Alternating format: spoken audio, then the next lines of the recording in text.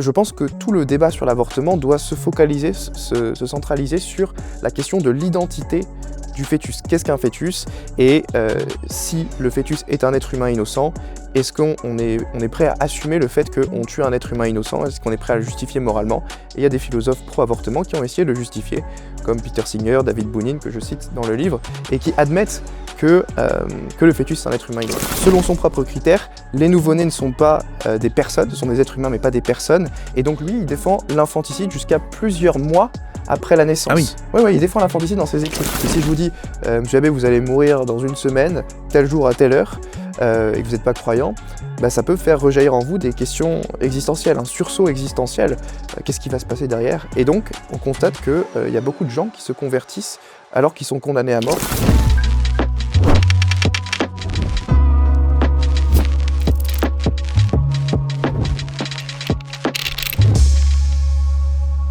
Bonjour à tous, bienvenue pour cette nouvelle émission de Pour une fois. Je reçois aujourd'hui un habitué de nos entretiens, Mathieu Lavagna, qui est apologète, c'est-à-dire qu'il écrit des livres, il fait des conférences pour défendre la foi catholique sous différents aspects. Mais aujourd'hui, on va parler plus de philosophie plutôt que de foi, plutôt que de religion, et on va essayer d'aborder toutes les questions qui touchent à la vie et à la mort. Bienvenue. Merci monsieur l'abbé. Justement, j'aimerais qu'on aborde les sujets un peu polémiques de la morale chrétienne, mais avant, comme je viens de le dire, en fait, j'aimerais que cette discussion, elle ne porte pas sur la religion. C'est-à-dire qu'on va pas dire Dieu nous a dit cela, l'Église nous enseigne cela, c'est mal de faire cela, comme quelque chose de reçu. Mais ce que j'aimerais, c'est qu'on démontre ensemble sur un certain nombre de points. Donc on va parler de l'avortement, de l'euthanasie, du suicide, de la peine de mort, de la guerre, pas mal de sujets qui sont moralement, éthiquement complexes. Et j'aimerais qu'on emploie que des arguments d'ordre rationnel. Parce que vous avez écrit un livre qui s'appelle La raison est pro-vie, qui consiste justement à parler en faveur de la vie avec des arguments rationnels. Donc, premier point, avant d'entrer dans le dur du sujet, je pense que c'est important de rappeler un peu ce qu'on appelle l'éthique. Qu'est-ce que c'est que l'éthique? Qu'est-ce que c'est que la morale naturelle? Et à quoi ça sert? Et d'où ça vient? En fait, oui, beaucoup de gens aujourd'hui, quand ils entendent le mot morale, ils pensent à quelque chose d'obscurantiste, une forme d'interdiction, on n'aurait pas le droit de faire ci, pas le droit de faire ça. Et donc, ils ont une compréhension de la morale comme étant une série successive d'interdits. Et du coup, ça donne une vision très très négative en fait de la morale. Et donc, les gens disent mais arrête de me faire la morale, arrête de m'embêter, quoi. En fait, la Et même ils morale, disent pauvres catholiques, ils sont obligés de suivre des oui, règles voilà, morales dépassées, etc. Ouais. morale arriérée, tout ça. En fait, la morale, quand on revient au fondement de ce que c'est, on peut la définir comme, la recherche du bien authentique pour l'homme. La morale, c'est, agir en vue du bien. C'est chercher ce qui correspond à notre nature, à notre bon développement et à notre harmonie au sein de la société. Et c'est ça, agir moralement. Agir moralement, c'est faire le bien autour de soi. Et donc c'est pas juste une série d'interdits. Évidemment, il y a des interdits dans la loi morale parce que, évidemment, pour que notre bien se réalise, il y a des choses qu'on doit faire et Des choses qu'on qu'on ne doit doit pas faire. éviter, bien sûr. Ouais. Mais avant tout, la morale, c'est vraiment la recherche d'agir en vue du bien. Et je pense que quand on donne cette définition-là de la morale, bah, les gens se détendent tout de suite et ils comprennent que c'est quelque chose d'important et qu'on est tous concernés. Et surtout, moi qui suis en philosophie spécialisée dans l'étude d'Aristote, ça existe depuis l'Antiquité, évidemment, cette notion de la morale, et Aristote développe beaucoup cette idée, en montrant qu'en fait, la perfection d'une chose, ce qu'il appelle son bien, ce qu'on pourrait dire, oui, c'est qui décide ce que c'est que le bien d'un être humain? Eh bien, pour Aristote, ce bien, il est naturel, c'est-à-dire que le bien, il est conforme à la nature de la chose. D'ailleurs, il y a un certain nombre d'interdits moraux, on dit qu'ils sont contre nature. Mais les gens disent, oui, mais ça existe quand même dans la nature. Mais parce qu'ils comprennent pas ce que ça veut dire contre nature. Contre nature, ça veut dire contre la nature de la chose. Contre ce pourquoi la chose est faite, et contre le bien et la perfection de la chose. Donc, on peut dire par exemple que la mort est contre nature. Puisque c'est l'arrêt du développement et de la perfection de la chose selon sa propre nature. Donc, en résumé, est-ce que vous êtes d'accord si on dit que euh, celui qui ne suit pas la loi morale se condamne à être malheureux. Bien sûr, absolument. Bah, si la morale, c'est la recherche d'agir en vue du bien pour le bonheur de l'homme, eh ben, un acte immoral, c'est un acte qui s'opposera au bonheur de l'homme et à son propre bien. Donc c'est agir contre sa propre nature, évidemment. Mm. Mais pourtant, tous les hommes ne sont pas d'accord sur la morale. Or, on a tous la même nature. Donc, pourquoi est-ce que parfois on se trompe sur ce qui est mon propre bien? Oui, alors c'est une vraie question. Pourquoi est-ce que si les hommes ont la même nature, on a On n'est pas tous d'accord sur. certains des hommes sont pas d'accord sur la saine compréhension de la loi morale? Je pense que du point de vue chrétien, on peut expliquer ça en faisant appel au péché originel. C'est-à-dire que c'est depuis, le péché originel que, on a une nature humaine déchue, une raison humaine qui est parfois aussi déchue et qui arrive pas à Obscurci, obscurcie altéré. et qui a du mal du coup à saisir, l'entièreté de la loi morale, surtout si cette loi morale implique de, restreindre certaines de ses passions ou de ses pulsions et donc il y a une forme, d'irrationalité qui se développe chez certains êtres humains et qui les rendent, inaptes à saisir la loi morale dans son intégralité. Alors, est-ce que c'est pas contradictoire avec ce qu'on a dit juste avant, du coup? Est-ce que simplement avec la raison, on peut comprendre et connaître la loi morale? Alors Ou est-ce que ce n'est pas possible? la C'est la à cause raison du péché? La raison en tant que telle est en principe capable de le faire, mais on ne dit pas que c'est toujours facile. C'est un peu comme avec l'existence de Dieu. On peut accéder à l'existence de Dieu par la raison naturelle, mais évidemment, on sait aussi que cette raison naturelle est obscurcie par le péché originel et donc nos facultés, cognitives sont aussi, déchues et qu'on a parfois du mal à y arriver et donc moi je pense que c'est possible de montrer, certaines, vérités morales, en tout cas de les argumenter en se fondant sur la loi naturelle, mais je dis pas que, c'est forcément, facile de tout comprendre juste par, la pure raison et parfois on a besoin aussi, je dirais, d'avoir des repères, qui nous sont rappelés par l'Église et par la révélation biblique pour nous guider vers, la loi Vers le naturelle. bien et Vers le bien. l'accomplissement de notre bien, intrinsèque. Je pense aussi que d'une certaine façon, alors je sais pas si je pense que c'est peut-être discutable, mais que tout homme a conscience, au moins à un moment de sa vie, sur les choses, sur les lois, les grandes lois de la morale, tout homme a conscience que tuer un innocent, c'est mal. Oui. Et alors évidemment, on peut obscurcir sa raison et puis lutter contre en se disant bah, je veux dépasser ces règles morales. D'ailleurs, c'est très nietzschéen comme idée de dépasser la loi morale pour vivre au-delà du bien et du mal, pour être ne pas avoir besoin qu'on m'impose quelque chose. Oui. Et je pense que tout être humain sur terre a quand même un sens de la loi morale. Tout être humain a une conscience morale et il sait, instinctivement, de par cette conscience morale que certains actes sont objectivement immoraux et qu'il faut jamais les pratiquer. Le viol, la torture d'enfants, l'inceste, la pédophilie, et cetera. Et tout homme, au fond de lui, sait très bien que ces actes sont immoraux et parfois, sa conscience morale étant obscurcie, ça ne l'empêche pas de quand même commettre ces actions. Est-ce qu'on peut pas dire que dans certaines civilisations ou sociétés, il y a une telle habitude de faire du mal, enfin d'agir de telle façon, qu'alors il n'est plus évident que quelque chose est mal? Imagine une société dans laquelle le vol est quelque chose de parce que tout homme a conscience que prendre quelque chose qui ne m'appartient pas, en soi c'est un mal. Maintenant, est-ce qu'on pourrait pas imaginer dans une certaine société, si le vol est complètement généralisé ou le mensonge est généralisé, alors il serait impossible pour un enfant de se rendre compte que c'est mauvais. Alors je pense pas qu'une société puisse fonctionner si tout le monde se met à mentir ou tout le monde se met à voler, donc je pense pas que cette société puisse subsister. Mais effectivement, il y a eu des sociétés, où les actions immorales étaient, généralisées et pratiquées. Par exemple, les Mayas qui pratiquaient le sacrifice d'enfants, ce sont des sociétés qui ont perduré et où la conscience morale des gens a été obscurcie parce que, c'était une pratique banale et donc on se posait même plus la question. Hem, Alors avançons justement dans dans les différents éléments qu'on veut aborder. On va commencer par un thème, très controversé et très complexe, celui de l'avortement. Alors j'invite ceux qui nous écoutent à ne pas, abandonner dès maintenant et même s'ils ne sont pas d'accord avec, les arguments, à poursuivre, pour voir qu'il y a une cohérence justement dans la morale naturelle. On peut appeler ça la morale naturelle, même si elle est conforme à la morale chrétienne. Elle est d'abord, puisqu'elle est raisonnable, elle est d'abord une morale liée à la nature humaine.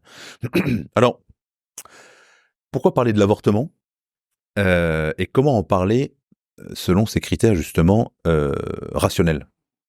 Alors, je dirais déjà qu'il faut bien apprendre, avant de parler de l'avortement, de bien distinguer les actes et les personnes. Quand on parle d'avortement entre nous, on n'est pas là pour porter un jugement, sur des personnes qui ont pu avoir recours à l'avortement dans le passé. On est là vraiment pour se focaliser sur l'acte d'avorter en tant que tel. Et donc, c'est important aussi de rappeler ça, de dire que dès qu'on parle d'un sujet moral, des personnes peuvent se sentir concernées parce qu'ils ont vécu cet acte dans le passé et on n'est pas Ouais, là mais pour en condamner fait les personnes. oui, mais Heu, dès qu'on parle de morale en général, on est oui, tous à un moment ou l'autre voilà, concernés. c'est ça. C'est-à-dire que, alors moi, je suis pas concerné par l'avortement, mais je suis concerné par le mensonge, par le vol, par Voilà, tout, donc tout, tout, tout, on dit ça en préambule. Après, pour réfléchir à l'acte d'avortement en tant que tel, eh ben, on peut se demander, bah, déjà, qu'est-ce qu'un avortement? Et comment définir l'avortement? Donc une définition, simple et scientifiquement rigoureuse de l'avortement, c'est l'acte qui consiste à tuer directement et délibérément un fœtus ou un embryon en vue de mettre fin à une grossesse. D'accord? Donc ça, c'est une définition parfaitement rigoureuse au plan scientifique et même les défenseurs de l'avortement, seront d'accord avec, cette définition. Et donc la vraie question, c'est: qu'est-ce qu'un fœtus? Parce qu'après tout, si un fœtus n'est qu'un amas de cellules, alors avorter n'est pas plus immoral que, de se faire couper les ongles ou de se faire arracher les dents chez le dentiste. Donc si le C'est l'argument fœtus d'ailleurs qu'utilisent en voilà, majorité si le fœtus n'est qu'un amas de cellules, bah, finalement l'avortement doit rester légal, il y a aucun problème. En revanche, si le fœtus est un être humain innocent, et que tous les êtres humains ont la même valeur intrinsèque, alors, bah, il s'ensuit que avorter revient à tuer délibérément, heu, un être humain innocent et donc à commettre un homicide. Et donc je pense que tout le débat sur l'avortement doit se focaliser, se centraliser sur la question de l'identité du fœtus. Qu'est-ce qu'un fœtus? Et si le fœtus est un être humain innocent, est-ce qu'on est prêt à assumer le fait qu'on tue un être humain innocent? Est-ce qu'on est prêt à le justifier moralement? Et il y a des philosophes pro-avortement qui ont essayé de le justifier, comme Peter Singer, David Bounine, que je cite dans le livre, et qui admettent que le fœtus est un être humain innocent. Oui, mais l'argument en général, consiste à dire que le fœtus n'est qu'un amas de cellules et pour différentes raisons, par exemple le fait qu'il n'a pas de conscience, qu'il n'est pas reconnu comme tel parce qu'il n'est pas né.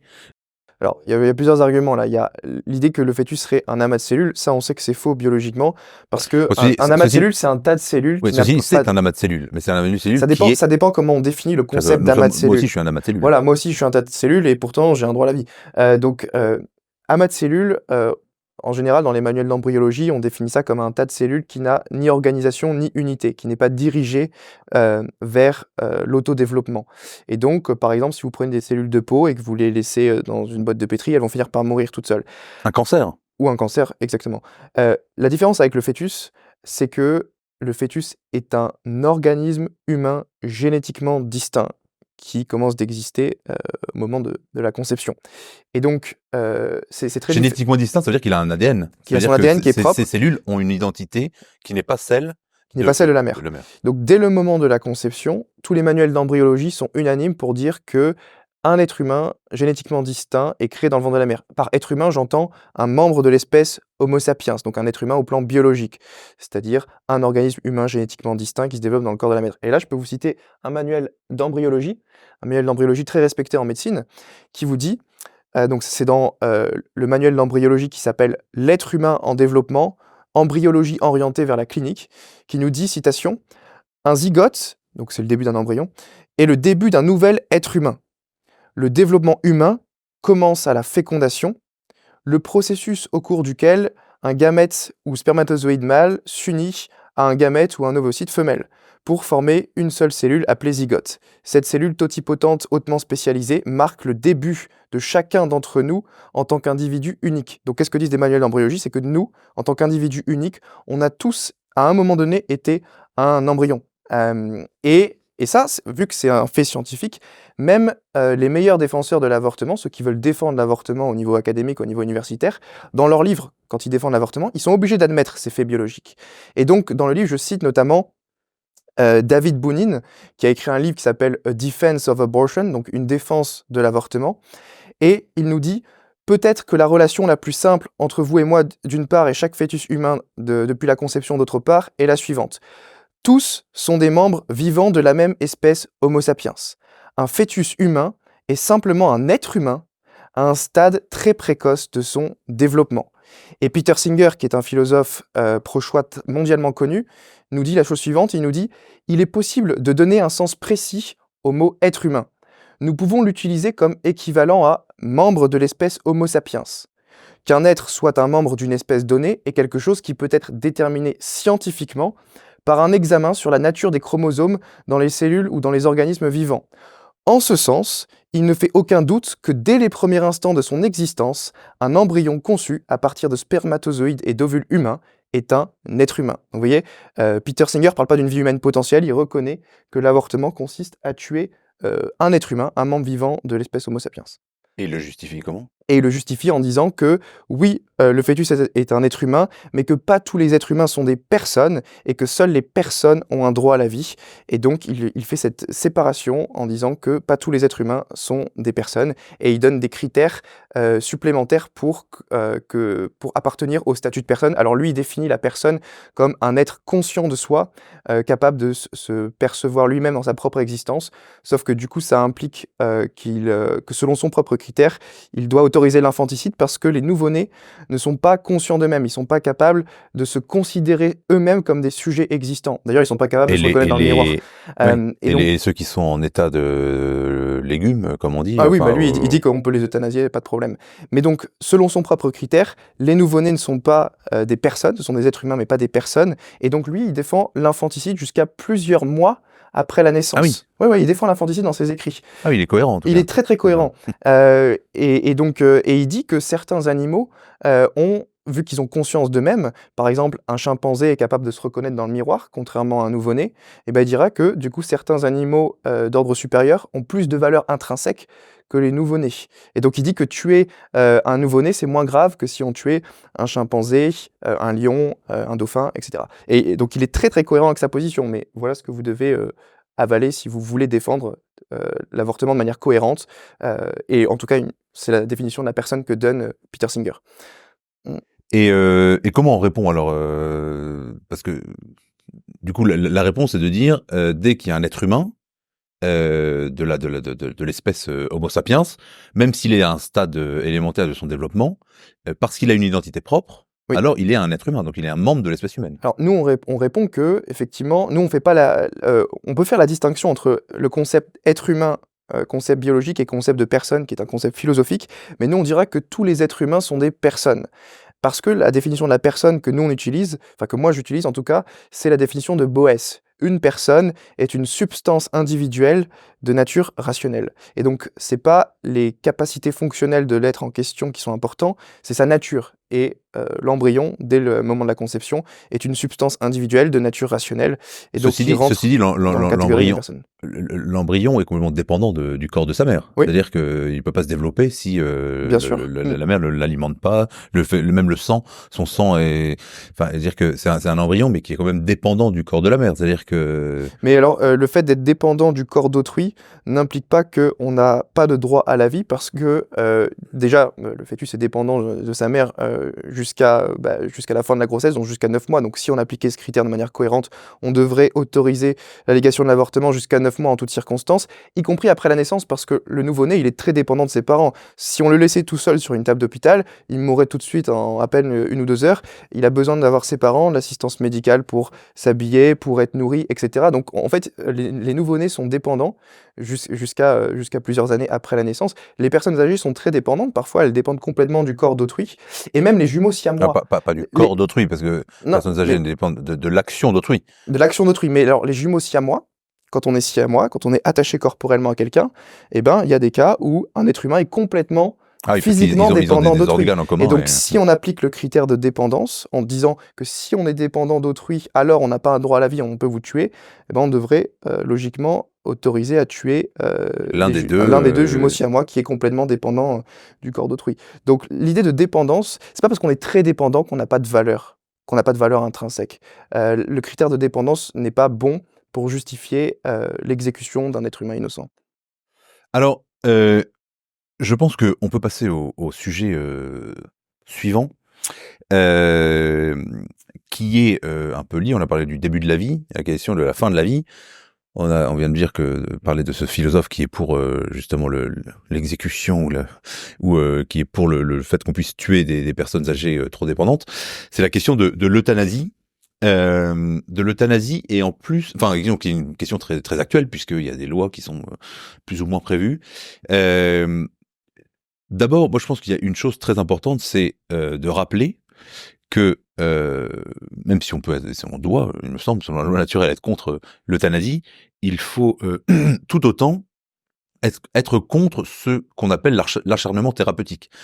C'est-à-dire qu'en fait, aujourd'hui, on se retrouve dans des cas complètement absurdes où, sous prétexte d'essayer de sauver à tout prix une vie, on transforme ces êtres humains en des machines, enfin, ils ont des vivants, mais tellement dépendants de machines que, en fait, à un moment, il faudrait les tuer positivement ou les laisser mourir de faim et de soif.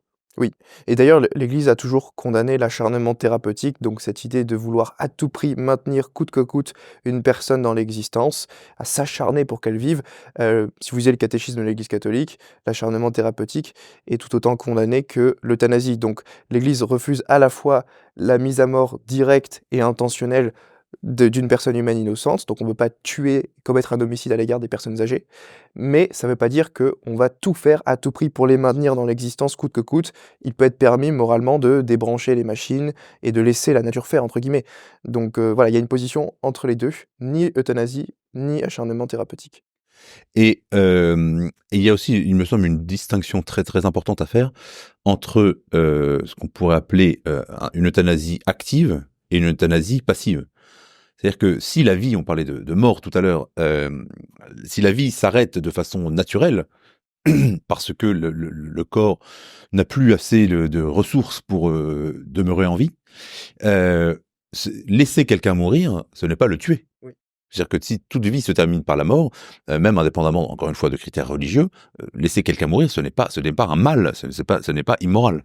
Alors oui, mais alors, on appellerait pas ça une euthanasie passive, de laisser quelqu'un mourir. Ça dépend comment on le laisse mourir. Si on le laisse mourir en lui coupant toute source d'alimentation, notamment les soins primaires comme l'eau et la nourriture, ça serait une forme d'euthanasie passive. Mais si c'est laisser mourir au sens débrancher les machines, parce que la personne est intégralement dépendante de machines, là c'est pas une euthanasie, c'est un refus de l'acharnement thérapeutique. Ou il y a d'autres cas, c'est le cas où parfois on donne certains médicaments à des personnes qui sont dans une souffrance très grave, et c'est la sédation Sédation profonde profonde, et continue. c'est-à-dire le fait de donner des médicaments qui vont causer indirectement la mort, alors que ce n'était pas l'objet voulu. L'objet recherché, le but recherché étant de soulager les douleurs de quelqu'un qui est en train de mourir. Enfin, Oui, on peut tout à fait promouvoir la sédation profonde comme une bonne alternative à l'euthanasie parce que l'intention de la sédation, c'est de soulager la douleur et pas de tuer le patient. La mort du patient, elle résulte comme conséquence secondaire non voulue et pas comme objet direct de la sédation. Donc il y a une différence. L'argument le plus classique en faveur de l'euthanasie, c'est de dire il faut mieux mourir quand on le veut sans souffrance, plutôt que d'accepter une longue agonie dans laquelle on va être dégradé, perdre ses moyens, être un poids pour les autres. Est-ce que ça fait pas partie de la liberté humaine, finalement, philosophiquement, de pouvoir décider De pouvoir décider de sa mort. de sa mort? Je dirais que, il y a certains choix qu'on peut pas poser. On n'a pas décidé de vivre, il n'appartient pas à l'homme de décider de son choix de mourir. En tout cas, si Dieu existe, c'est lui qui est l'auteur de la vie et on peut pas s'octroyer le droit de reprendre cette vie nous-mêmes. Après, effectivement, si on est athée, qu'on pense qu'il y a aucun sens à l'existence et que je fais absolument ce que je veux de mon corps, j'ai une autonomie corporelle absolue, on voit pas pourquoi on pourrait, pas s'opposer à enfin, on voit pas comment on pourrait, refuser à ce que quelqu'un se tue lui-même parce que quelque part, c'est cohérent avec sa vision du monde, matérialiste et athée. Mais je pense qu'il y a une différence quand même, c'est parce qu'on demande au médecin d'agir. On demande à quelqu'un de nous donner la mort et donc dans l'euthanasie, il y a vraiment ce médecin qui est l'auteur de l'homicide. C'est pas juste moi qui reprends ma vie, c'est je demande à quelqu'un de me tuer et ça, du point de vue de la médecine, ça pose quand même beaucoup de problèmes éthiques. Je me souviens d'un témoignage, moi, que je cite dès qu'on me pose la question, d'un témoignage récent que j'ai entendu en France, un député, même quelqu'un, enfin, qui racontait qu'il était passé par une grave période de déprime quelques années auparavant, et il disait, il y a 2 ans, enfin, je me souviens plus des chiffres, mais il y a 2 ans, je souhaitais mourir, j'avais fait une tentative de suicide, et si il y avait une loi d'aide au suicide assisté, etc., en fait, vous m'auriez tué. Et aujourd'hui, 2 ans plus tard, je me rends compte que c'était parce que j'étais dans un état de dépression avancée, et que heureusement qu'on m'a empêché de faire ce geste, qu'on m'a sauvé de ma tentative de suicide, et que maintenant je suis là, j'en suis très heureux. Et alors que si la possibilité du suicide assisté était ouverte, alors bah, ce monsieur il disait, moi je serais pas là pour en témoigner. Parce que le suicide, c'est une autre question aussi, enfin qui est liée. Parce que, évidemment, comme vous disiez, quelqu'un qui ne croit pas en Dieu, qui pense qu'il n'a de compte à rendre à personne de sa vie et de ses décisions morales, effectivement, peut en conclure qu'il est maître de sa vie et décider de mourir. Mais je pense que éthiquement, c'est quand même ça consiste quand même à tuer un innocent. Quand on est dans le suicide. Donc même selon la loi naturelle dont on parle depuis le début, le suicide en soi est quelque chose d'immoral. Bien sûr, mais je dirais que le suicide est immoral, parce que, Dieu qui est l'auteur de la loi naturelle nous a donné la vie et qu'on n'a pas le droit de reprendre nous-mêmes la vie qui est un cadeau que Dieu nous a donné. Si on met pas Dieu dans la perspective, bah, déjà il y a pas de fondement à la loi naturelle parce que même saint Thomas d'Aquin reconnaîtra que la loi naturelle a pour cause finale Dieu. Dieu est l'auteur de la loi naturelle. Donc, donc au final, l'immoralité du suicide est liée au fait que, on fait pas ce qu'on veut de la vie qui nous a été donnée, par Dieu. Et je pense que si on enlève Dieu complètement de la perspective, c'est très difficile de, justifier que le suicide, serait objectivement immoral.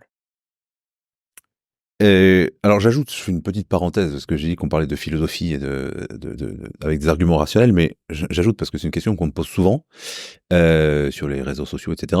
Est-ce que celui qui se suicide va en enfer? Ah, ouais. La question de la condamnation, parce que celui qui meurt en commettant un acte grave, qui s'oppose à la loi naturelle, et en plus à la loi divine, évidemment, tu ne tueras pas, c'est quand même un commandement de Dieu. La réponse de l'Église, c'est que déjà on peut jamais juger de la destinée éternelle, de la condamnation ou du salut de quelqu'un. Et ensuite, qu'il y a des états dans lesquels des personnes se suicident en ayant leur conscience altérée au point de ne pas être responsable des actes qu'ils posent. Oui, alors ça, le catéchisme en parle spécifiquement, hem, et dit que, le suicide, même si c'est une matière grave, donc en tant que tel, c'est une matière grave parce qu'on reprend la vie qui est un cadeau de Dieu et on n'a pas le droit de le faire.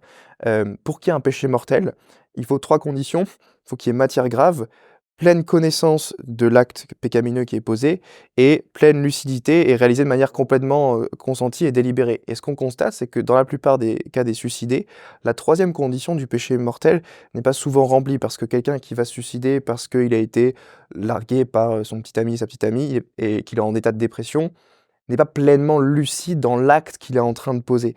Et donc on peut considérer que même s'il y a une matière grave, il n'y a pas toujours péché mortel et c'est pour ça que l'Église, dans le catéchisme de l'Église catholique, au paragraphe 2283 de mémoire, dit qu'il est légitime d'espérer et de prier pour le salut des personnes qui se sont suicidées. Oui, tout à fait. Il y a alors je me souviens jamais qui c'est, mais il y a un saint célèbre qui avait répondu à une dame dont le fils était jeté d'un pont en disant mon fils est suicidé, c'est un drame. Saint Jean-Marie Vianney. C'est le saint curé d'Ars, voilà, Ouais. qui lui avait répondu, mais entre le moment où il a sauté du pont et le moment où il est mort, il a eu le temps de se convertir et de demander pardon et de regretter son acte. Bon, ce regret est sincère et fait avec pleine sincérité, c'est un acte vertueux évidemment. Donc enfin il n'est pas, donc il va pas être condamné pour un acte même mauvais, même grave qu'il a commis. J'ajoute aussi une autre chose, puis après on ferme cette parenthèse, mais que souvent il y a des gens qui disent oui, mais pourquoi l'Église refusait d'enterrer enfin de faire des obsèques publiques pour les suicidés. Moi je pense que c'est quand même important de dire, d'être capable de dire, en particulier que l'Église enseigne, que le suicide est un acte grave. Parce que autrement, il faut pas donner la tentation à d'autres, à ceux qui sont justement soit en dépression, soit dans un état de maladie ou de souffrance avancée, grave, que faire de cet acte qu'est le suicide un acte qui soit neutre, moralement neutre ou indifférent. Donc il me semble important quand même oui, Oui. Après, je pense que des parents qui ont eu leur enfant qui s'est suicidé, ah oui, eux ont de, besoin d'un secours, de leur dire on d'un va pas soutien. enterrer votre enfant à l'église parce qu'il a commis cet acte et qu'il était en état dépressif, admettons, pas pleinement conscient de ce qu'il faisait. Je pense que quand même, par charité et miséricorde, l'église pourrait enterrer de telles personnes L'Église le fait. et l'église le fait. Bien sûr. Donc voilà, je pense que même si l'acte en tant que tel est grave, il y a des circonstances atténuantes qui font que voilà, on doit espérer pour leur salut, Oui. prier pour leur salut et les enterrer dignement. Bien sûr, bien sûr, bien sûr. Alors revenons à notre discussion sur les différents thèmes éthiques. On a parlé de l'euthanasie, on a parlé du suicide. J'aimerais qu'on aborde la question de la légitime défense, ou même de la légitime violence. Est-ce que la violence, dans certains cas, peut être légitime? Et est-ce qu'un chrétien peut se défendre? Ça a l'air d'une question stupide, mais je vois sur les réseaux sociaux, c'est très impressionnant. C'est-à-dire que y a, pour beaucoup de gens, le chrétien est le pacifiste. Il est contre toute forme de violence et il ne devrait, soi-disant, même pas réagir pour se défendre ou défendre sa famille ou défendre son pays. Oui, bah ça c'est quelque chose qui a jamais été défendu par les chrétiens dans l'histoire. Il y a cette idée de légitime défense, donc si on est agressé par quelqu'un, si quelqu'un, agresse notre famille ou nous-mêmes, on a le droit de repousser sainement la violence qui nous est faite, sans forcément, rendre coup pour coup, être dans le œil pour œil, dent pour dent, c'est la loi du talion, qui est, condamnée par Jésus, enfin en tout cas, Jésus nous appelle à dépasser cette loi du talion, je te rends pour coup De la vengeance voilà, de la vengeance. personnelle. On n'est pas appelé à être dans la vengeance personnelle, mais on est appelé à nous défendre nous, à défendre les innocents. Et c'est un acte vertueux de défendre les faibles qui sont attaqués. Donc si quelqu'un vient m'attaquer, moi, ma femme, mes enfants, et que je les défends, je fais un acte vertueux. Et donc je repousse sainement la violence qui m'est faite. Et donc ça a toujours été autorisé par l'Église, les pères de l'Église, les théologiens, à travers l'histoire. Et ça paraît être du bon sens, en fait. Mais jusqu'à quel degré? Parce que le problème, c'est que la violence. Est-ce que j'ai le droit d'utiliser une violence proportionnelle? Il faut toujours que la violence soit proportionnée à l'offense qui est faite. Donc si quelqu'un, menace, arrive avec un couteau et que moi j'ai un pistolet, ça serait peut-être pas proportionné que je lui tire directement dans le cœur. Je pourrais lui tirer dans la jambe pour le blesser, pour qu'il tombe par terre et qu'il n'aille pas jusqu'au bout. Donc j'essaye d'éviter de le tuer au maximum. Mais s'il au lieu d'avoir un couteau, il a un fusil et qu'il menace directement de tirer sur mes enfants, là je dois réagir vite et je peux lui mettre, un coup fatal. Donc il faut J'ai toujours vu une réagir de vidéo manière récemment d'une proportionnée, agression qui a eu lieu en Allemagne, quelque part, il y a pas très longtemps, où il y a un type qui saute sur des passants avec un couteau. Il y a un policier qui est à côté et qui lui tire dessus. Mais je veux dire, heureusement. C'est-à-dire que Heureusement, si bien sûr. il l'a tué, bon, Oui. c'est-à-dire que s'il l'avait pas tué, il aurait continué à tuer Oui. d'autres innocents qui passaient par là avec son couteau. Donc, il y a un moment, il faut prendre les moyens proportionnés, mais pour empêcher l'autre de nuire. Oui, absolument. Pourtant, on dit, dans la Sainte Écriture, si on te frappe sur la joue droite, il faut que tu tendes la joue gauche. Oui, effectivement, c'est un C'est une passage erreur. de Matthieu 5, dans de Jésus qui incite à, ne pas rendre pour coup pour coup. Moi, je l'interprète comme ça. Cette idée enfin, Jésus parle pas au sens purement littéral ici. Si quelqu'un me fout une baffe, je vais pas faire: «Ah vas-y, fous-moi une autre baffe, sur l'autre joue». La Heu, meilleure preuve, c'est que le Christ lui-même, oui, il lors dit de sa il dit: condamnation, «Pourquoi me frappes-tu?» exactement, quand il Voilà. se prend une baffe, il dit pas, Il dit pas: «Vas-y, refrappe-moi encore ouais, une fois». exactement. Donc, c'est évidemment pas à comprendre au sens littéral, cet appel du Christ. C'est comme il y a d'autres passages, où Jésus parle, en disant des choses qui ne sont évidemment pas à prendre au sens littéral. Si, ton œil te porte à pécher, arrache-le, ou si ta main, si ta main te porte à pécher, coupe ta main. Évidemment, on n'est pas littéralement appelé à faire ça. C'est une manière de parler, une façon de parler pour dire un message plus profond qui est qu'on ne doit pas rendre on doit pas être violent vis-à-vis de la violence. On doit pas rendre coup pour coup, et on doit abandonner cette mentalité de la loi du talion. Ce qui d'ailleurs, c'est pour éviter l'escalade de la violence. C'est-à-dire que si dès quelqu'un me fait quelque chose, je dois lui rendre la même chose, au bout d'un moment, on arrive dans l'escalade de la violence. C'est ce qu'on apprend aux petits-enfants, que si tu te fais pas taper dessus, c'est pas la peine de se venger, parce qu'autrement, on s'en sort Bien jamais. sûr. Et être plus grand, plus vertueux, c'est être capable de ne pas chercher à s'imposer à l'autre et à faire subir à l'autre ce que soi-même on a subi. Donc je pense effectivement que c'est un enseignement très profond de espèce de morale du bon sens pour permettre la vie en société. Mais ça veut pas dire qu'il faut être indifférent au mal qu'on a subi. Parce qu'autrement, on arrive à cette absurdité selon laquelle le chrétien, sous prétexte de pardon, devrait être tolérant, c'est-à-dire devrait tout accepter. Mais c'est complètement absurde, dans le sens où le pardon nécessite de dénoncer le mal qui a été commis.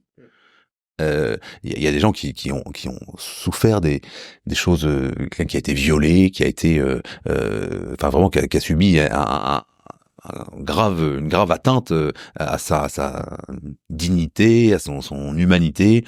Et pour qui c'est très difficile de pardonner à son agresseur, souvent c'est parce que, à cause d'une mauvaise compréhension du pardon, la personne pense que pardonner, ça veut dire ne pas reprocher à son agresseur ce qu'il a fait. Mais c'est faux, c'est pas du tout ça le pardon. Le pardon, ça consiste à reprocher, évidemment, le mal qui a été commis, mais à ne pas à vouloir le bien de son agresseur. Et le bien de son agresseur, c'est qu'il se demande pardon, qu'il se convertisse et qu'il arrête de faire du mal. Mais pardonner, ça ne veut pas dire ne pas dénoncer l'agresseur, par exemple. Au contraire, aimer son agresseur, au sens chrétien, ça veut dire vouloir son bien et vouloir qu'il arrête de faire du mal. Donc c'est le dénoncer, pour qu'il soit puni déjà du mal qu'il a commis, et qu'il soit empêché de continuer à commettre du mal. Cette notion de tolérance, d'ailleurs, c'est assez étonnant, parce qu'aujourd'hui, on a l'impression que le chrétien, c'est le tolérant. Alors ça c'est vraiment absurde, parce que même ceux qui disent, «Vous devez être tolérant, il faut être tolérant à tout prix», eux-mêmes ne sont pas cohérents avec ce principe. Parce que si on leur dit: «Vraiment, vous pensez qu'on doit être tolérant à l'égard, de la pédophilie, du viol des femmes, du harcèlement sexuel, de ceux qui torturent les homosexuels?» Ils vont dire: «Ah mais non, non, c'est atroce, on peut pas tolérer ça». Donc tout le monde, en fait, est intolérant sur certains points, et c'est bien d'être intolérant.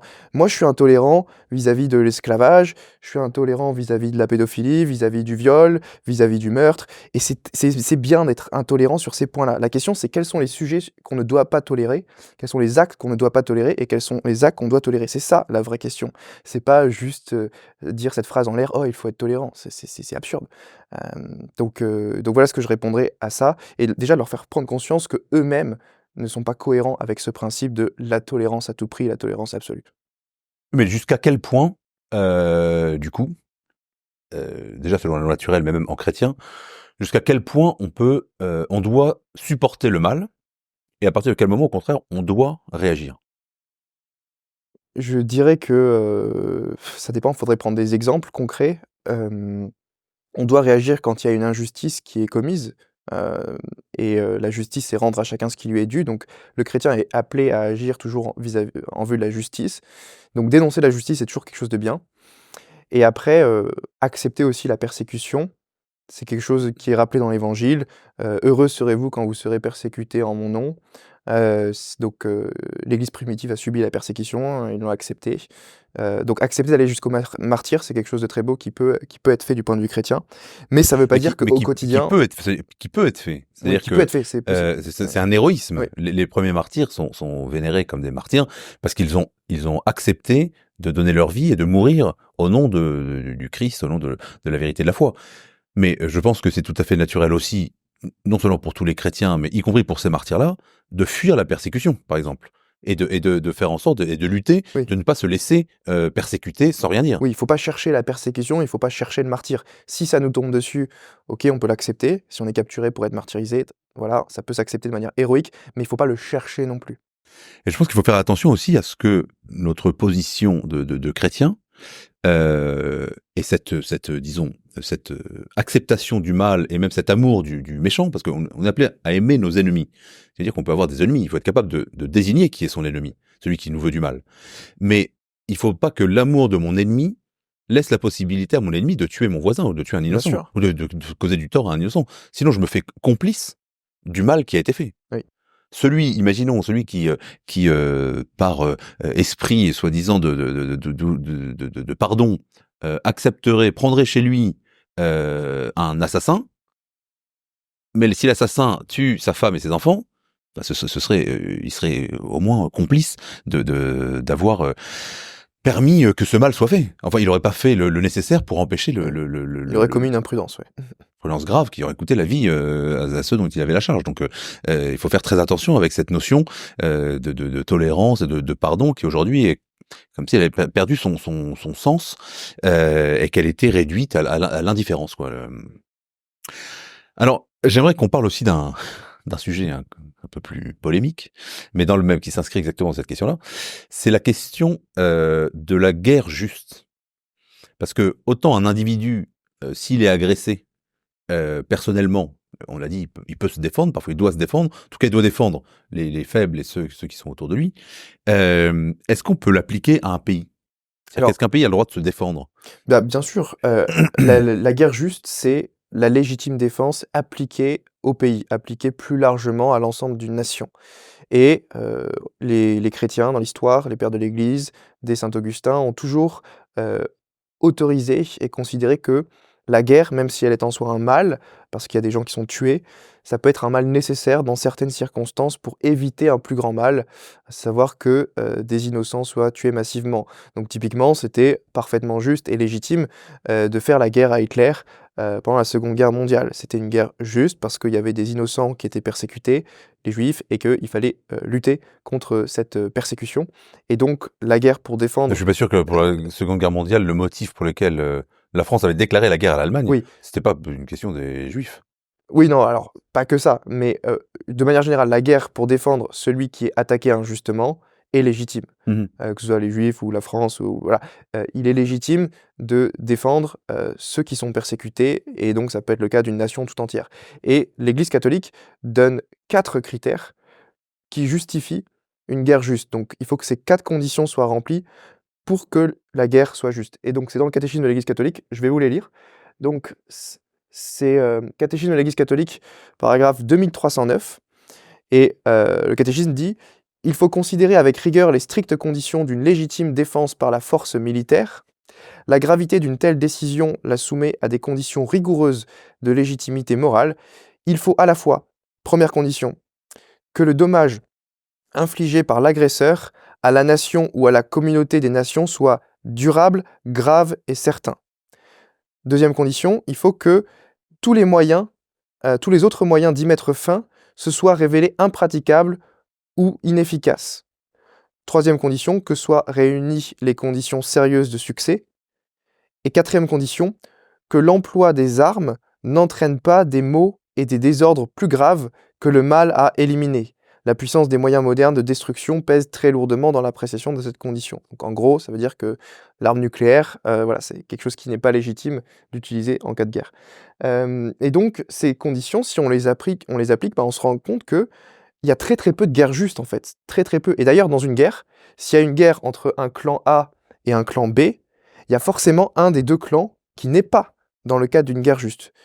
C'est pas possible que les deux camps d'une même guerre aient les 4 conditions remplies pour la légitimité d'une guerre juste. Il y a forcément toujours quelqu'un qui se trompe.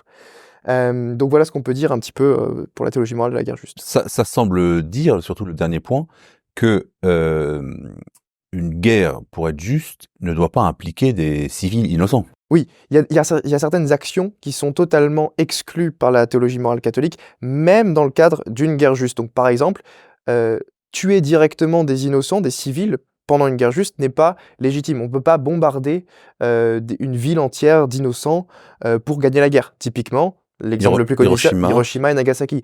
Hiroshima et Nagasaki, c'est absolument indéfendable du point de vue d'une scène morale fondée sur la loi naturelle, parce que là, ce qui s'est passé, c'est que Truman a utilisé comme moyen le fait de bombarder directement des civils innocents massivement pour faire pression et que le Japon capitule, pour mettre fin à la guerre. Et du coup, c'est du conséquentialisme, c'est-à-dire que la fin justifie les moyens. Et ça a toujours été condamné par la loi naturelle et par la théologie morale catholique. Donc il y a certaines actions dans le cadre d'une guerre juste qui sont illégitimes, comme le fait de viser directement des civils. Et après, par contre, on peut tolérer la mort de certains civils comme conséquence secondaire non voulue. Donc par exemple, si je vois un hangar de terroristes que je veux bombarder, eh ben, je peux bombarder ce hangar parce que mon intention c'est de tuer les terroristes qui sont dedans avec les armes. Malheureusement, je vois que l'explosion, elle pourrait être plus grande et du coup tuer des civils à côté dans la ville. Mais mon intention, c'est pas de tuer ces civils. J'ai pas pour cible directe les civils. J'ai pour cible d'éliminer le mal, même si j'anticipe que malheureusement, une conséquence secondaire non voulue résultera dans la mort inévitable de ces civils. Et donc, c'est ce qu'on appelle en théologie morale le principe du double effet. On ne veut pas intentionnellement la mort de ces civils innocents, on le tolère comme conséquence secondaire non désirée. Oui, c'est ça, on appelle ça aussi en morale le volontaire indirect. Voilà. C'est-à-dire que c'est un acte volontaire, mais qui cause indirectement un tort que je n'ai pas voulu. Et d'ailleurs, il y a 2 conditions principales, c'est que, 3 conditions, celles que vous avez mentionnées, qu'il ne faut pas que l'intention soit l'acte mauvais, mais il ne faut pas non plus, et ce serait le conséquentialisme que vous avez dénoncé, il ne faut pas que ce soit l'acte mauvais qui ait pour conséquence la conséquence bonne. Et la troisième condition, c'est qu'il faut une raison proportionnée, la proportionnalité.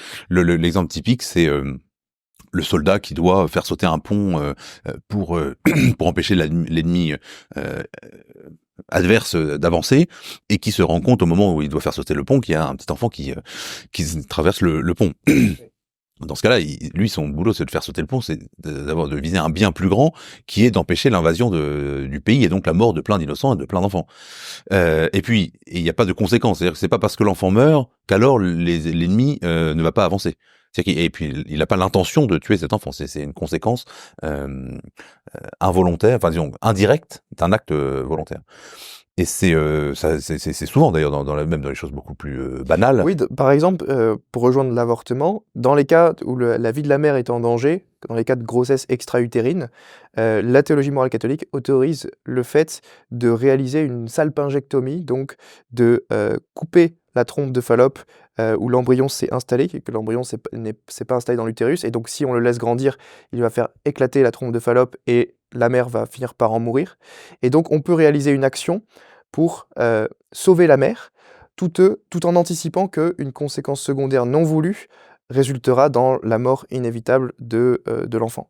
Mais sa mort n'est pas voulue ni comme fin ni comme moyen, et donc, comme il y a une raison proportionnée, le principe du double effet rend cela permis. Oui, c'est le fait on a voulu soigner la mère, Voilà.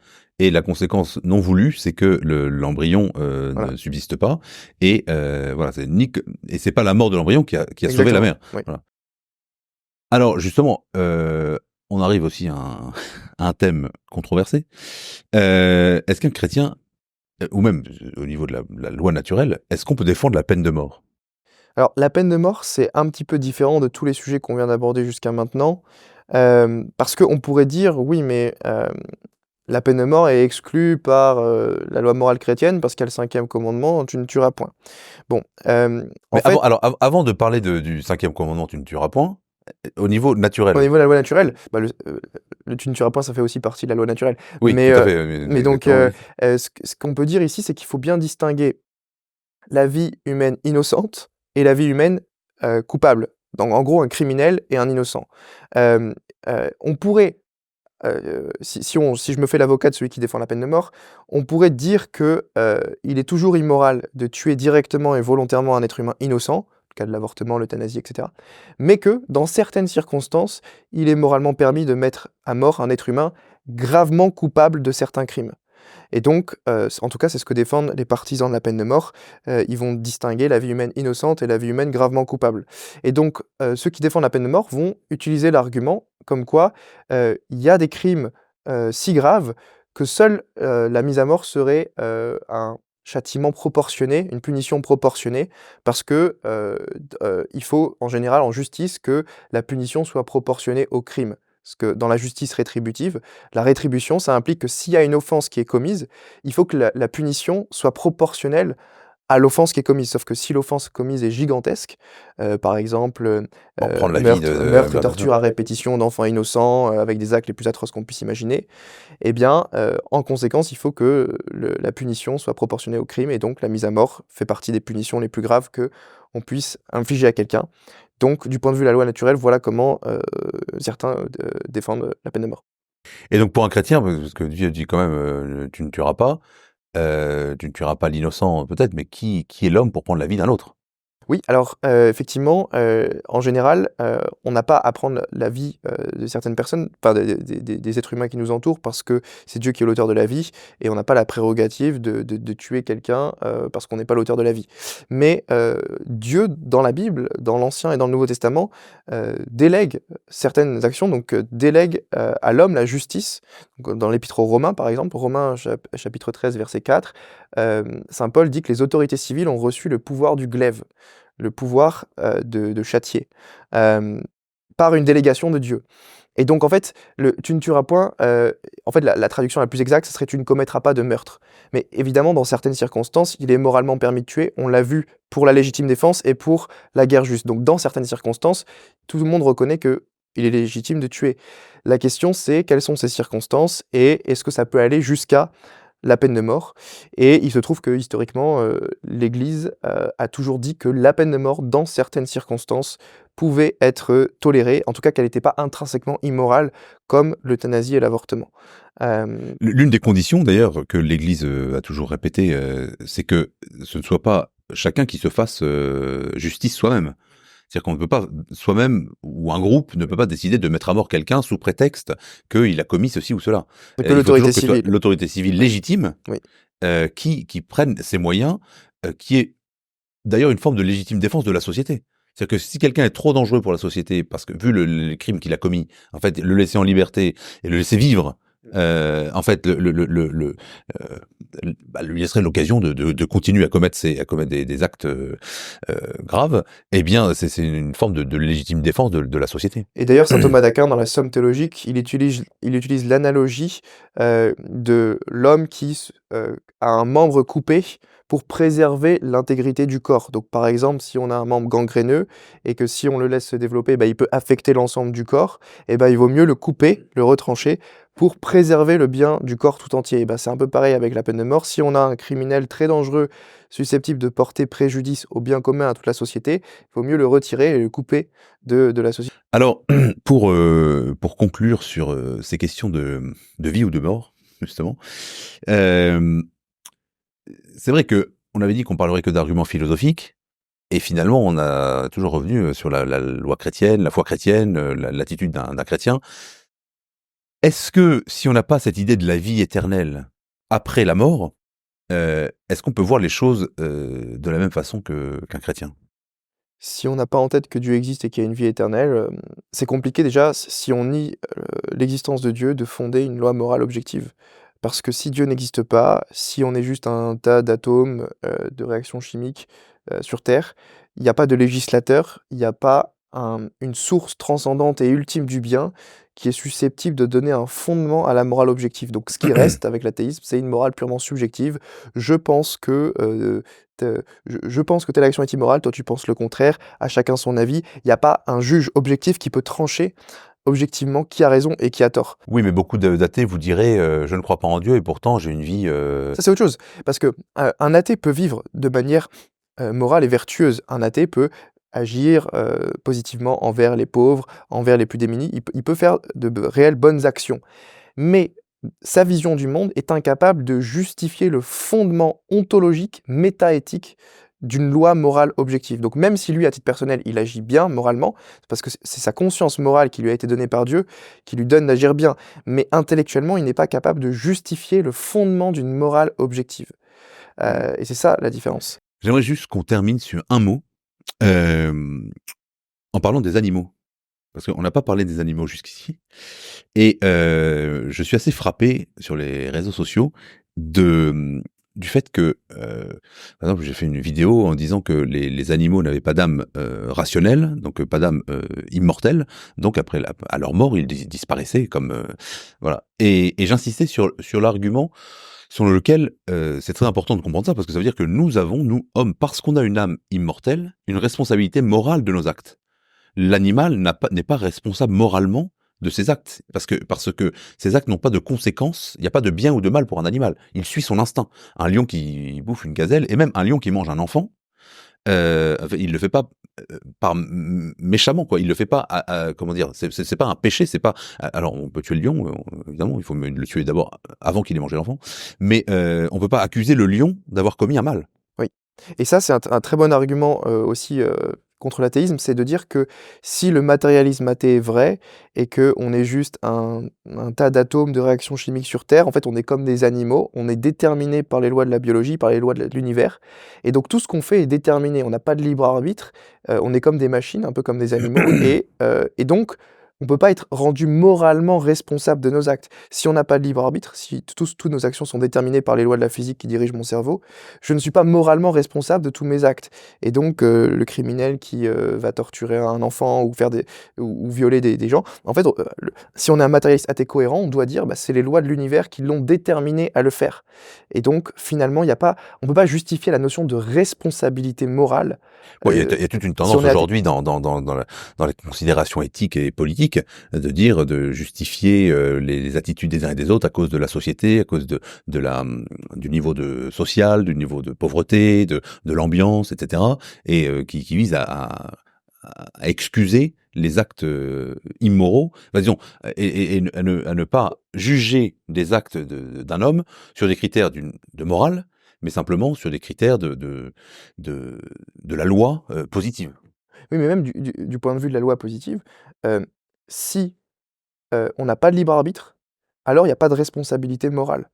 Parce que la responsabilité morale présuppose le fait que j'ai un libre arbitre de faire le bien ou faire le Bien sûr, mal. et de pouvoir Et si on éviter est un matérialiste athée, oui. c'est très difficile de défendre l'existence d'un authentique libre arbitre. Parce que s'il n'y a pas de Dieu pour nous donner un libre arbitre, eh ben il n'y a que l'ensemble des lois de la physique qui dirigent mon cerveau et toutes mes actions. Et finalement, je suis un robot perdu au beau milieu de l'univers à faire des actions qui ne peuvent pas être moralement répréhensibles parce que je n'avais pas le choix. Je ne pouvais pas faire autrement. Et donc, on ne peut pas condamner quelqu'un en disant tu as mal agi parce que la personne n'aurait pas pu faire autrement. Elle est contrainte par les lois de la physique d'agir ainsi. Donc, c'est un vrai problème pour le matérialisme athée de justifier la notion de responsabilité morale des actes. Alors, ce qui est d'autant plus paradoxal, pour revenir au thème des animaux, c'est que aujourd'hui, on a l'impression que tuer un animal, pour beaucoup de gens, c'est encore plus grave que tuer un être humain. Ah oui, Mais pour des critères, alors peut-être complètement irrationnels ou très sentimentaux. Mais finalement, c'est aussi parce que l'animal est irresponsable et qu'il n'est pas coupable et qu'il ne fait pas de mal. Et donc, on entend souvent des gens, enfin, on lit souvent dans les commentaires des réseaux sociaux des choses complètement absurdes, du genre telle personne vaut moins qu'un animal ou oui. cette Moi, je espèce de connaissais des gens en ma fac qui disaient qu'ils préféraient leur chat à des êtres humains à l'autre bout de la Terre qu'ils n'avaient jamais rencontrés. Donc, s'il fallait choisir de sauver l'un plutôt que l'autre, ils choisiraient de sauver leur chat. Voilà le niveau enfin, où on peut en arriver avec l'idéologie antispéciste moderne, parce qu'il y a tout un phénomène autour de l'antispécisme, l'idée qu'on ne peut pas hiérarchiser les espèces selon leur valeur intrinsèque, que finalement toutes les vies, toutes les espèces se valent. Et ça, c'est quelque chose qui est de plus en plus présent dans la société, sur les réseaux sociaux, etc. Alors après, il y a aussi l'extrême inverse qui est de dire que les animaux, on n'a pas à s'en préoccuper et que on n'a pas à être sensible à la souffrance animale. Parce qu'il y a effectivement des gens qui mettent en avant aujourd'hui la souffrance animale qui a lieu dans certaines entreprises qui veulent faire de la production et donc qui traitent mal les animaux. Et ça, la théologie morale catholique a quand même un mot à dire là-dessus. On ne peut pas tout faire avec les animaux, on ne peut pas les maltraiter. Donc on peut pas le évidemment, faire souffrir on ne peut pas les faire souffrir gratuitement. ou pour son intérêt. Donc on a le droit de manger les animaux, d'accord, mais on n'a pas le droit de leur infliger gratuitement de la souffrance ou de les maltraiter. Et ça, c'est quelque chose, un discours qu'on n'entend pas souvent chez les cathos, mais c'est tout à fait vrai. On n'a pas le droit de maltraiter les animaux qui ont quand même été voulus par Dieu dans la création, et on doit respecter cette création animale qui est positivement voulue par Dieu. Ce qui est d'ailleurs le fondement d'un aspect de l'écologie chrétienne, Voilà, l'écologie intégrale. l'écologie intégrale qui respecte la création pour sa valeur et en particulier la vie dont on parle depuis le début, qui est un don qui nous échappe et donc dont nous ne sommes pas maîtres de façon absolue. Absolument. Merci beaucoup pour cet échange, pour ces discussions. Très riche, on a abordé beaucoup de sujets assez polémiques, mais voilà, je pense que c'est important de les aborder de façon tout à fait paisible et en montrant qu'il y a des arguments et au minimum pour engager une discussion, si ce n'est pour convaincre de la rationalité de l'éthique et de la morale chrétienne. Merci, monsieur l'abbé. Merci Mathieu Lavagna. Vous avez écrit beaucoup de livres dont on recommande à nos auditeurs de se les procurer. Soyez rationnel, devenez catholique. C'est un livre d'apologétique. Ensuite, mon livre de réponse à Michel Onfray, qui s'appelle Non, le Christ n'est pas un mythe, et qui répond aux attaques de Michel Onfray. On a fait une belle vidéo là-dessus, de réponse à ces attaques sur l'inexistence historique de Jésus-Christ. Oui. Voilà. Mon livre de réponse à Thomas Durand de la chaîne YouTube La Tronche en Biais, qui a écrit un livre contre l'existence de Dieu, qui s'appelle Dieu la contre-enquête, et je lui ai fait une réponse, donc vous pouvez retrouver cette réponse disponible gratuitement en PDF sur Internet, ce qui s'appelle Les Travers de la zététique. Zététique, c'est les sceptiques qui remettent en question l'existence de Dieu et les fondements du christianisme. Et mon dernier livre sur l'avortement, qui s'appelle La raison est pro-vie. Et du coup, c'est que des arguments non religieux, donc vous n'avez pas besoin d'avoir la foi pour le lire, ça se fonde que sur la science et sur la philosophie. Très bien, merci beaucoup. Merci à vous. Et je vous donne rendez-vous pour une prochaine émission de Pour une fois, avec un nouvel invité d'ici peu. Que Dieu vous bénisse.